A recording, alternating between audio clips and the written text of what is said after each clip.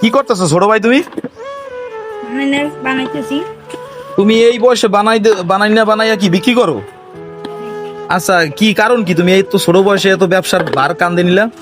ঘরে বাপ নাই, তেন কি করে আছে? আচ্ছা, তোমার এই ব্যবসা কে করতে বলছে?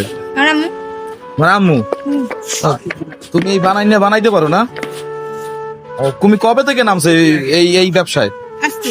আজকে নতুন? ও আচ্ছা। দেখেন প্রিয় দর্শক, ছোট্ট একটু মানুষ, তারপরও সে এই বয়সে একটা সংসারের দায়িত্ব নিয়ে সে ব্যবসায় নামছে। দোয়া করি সে সফল হোক। আচ্ছা, এই যে বানাইনা দেখলাম একবার খাওয়ার পর আবার নিছো, এই প্রসঙ্গে বলো দিয়ে বানাইনা কেমন হয় রিবাদ? বানানিটা নতুন হিসাবে অনেক সুন্দর হয়।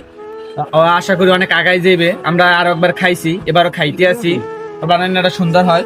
আচ্ছা, তুমি একটু বলো এই প্রসঙ্গে বানাইনা সম্পর্কে, সে পারবে নাকি ব্যবসা? অবশ্যই পারবে ভাই। আমি প্রথমে একটা পেরা বানানি খাইতে ভালো লাগছে খুব, আবার একটা আমরা বানানি নিলাম।